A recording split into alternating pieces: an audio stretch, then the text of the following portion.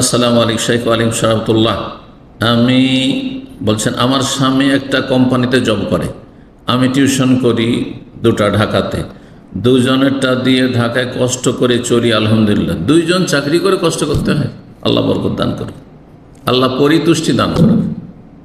যদি মানুষের পরিতুষ্টি থাকতো অল্পতেই সন্তুষ্টি, যে যেমন কাপড় যেমন চাদর ততটা পা লম্বা করবো, হ্যাঁ চাদর ছোট সব পাকে গুটিয়ে রাখবো, অর্থাৎ পয়সা কম খরচ কম করবো, সর্বনিম্ন খরচ দিয়ে চলবো। ছেলে মেয়েদের লেখাপড়া করার ক্ষেত্রে, নিজের খাওয়া দাওয়ার ক্ষেত্রে, পোশাকের ক্ষেত্রে ইত্যাদি, বাড়িঘরের ক্ষেত্রে, চলাফেরার ক্ষেত্রে। এই না যে আমাকে এই লেভেলে চলতে হবে, আশেপাশে যারা চলছে ওইরকম চলতে কোনো প্রয়োজন নেই।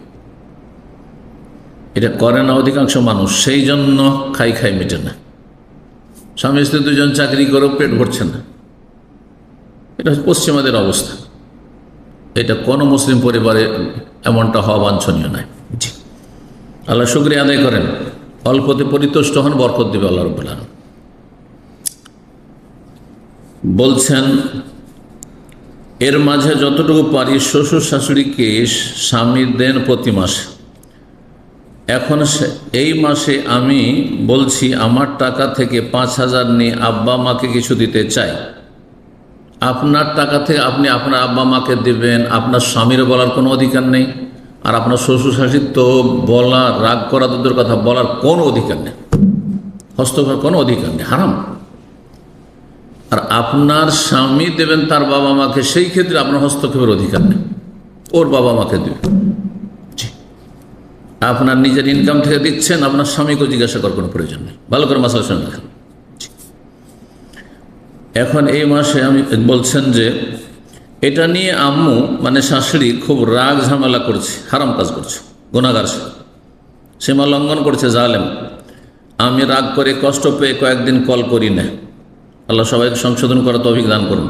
এখন আমার প্রশ্ন, আমার ভিতর কি হিংসা? না, এটাকে হিংসা বলে না, এটাকে মনোকষ্ট বলে। মনকে উদার করতে হবে। এবং এই বিষয়গুলির ক্ষেত্রে আপনি আপনার বাবা মাকে, আপনার শাশুড়ি জানাবে দরকারটা কি? কাউকে জানাতে হবে না, যত গোপনে তত বেশি নাকি। আমার কি আরো নমনীয় হওয়া উচিত? সবসময় নমনীয় থাকতে হবে বান্দিকে, বা মাফ চেয়ে নেওয়া, বা কোনো আমল যেটা করলে মিলেমিশে থাকতে পারবো। আমল হচ্ছে সচ্চরিত্র, জি। আর মনকে খোলা রাখা, জি, সংকীর্ণ না করা। তারপরে কেউ কারো ক্ষেত্রে হস্তক্ষেপ না করা। আপনার শাশুড়ি আপনার ক্ষেত্রে হস্তক্ষেপ করবেন না, আপনি আপনার শাশুড়ির হকের ক্ষেত্রে হস্তক্ষেপ করবেন না। আপনার স্বামী কি করছে না করছে সেটা দেখার বিষয় না, তার ব্যাপার সেটি।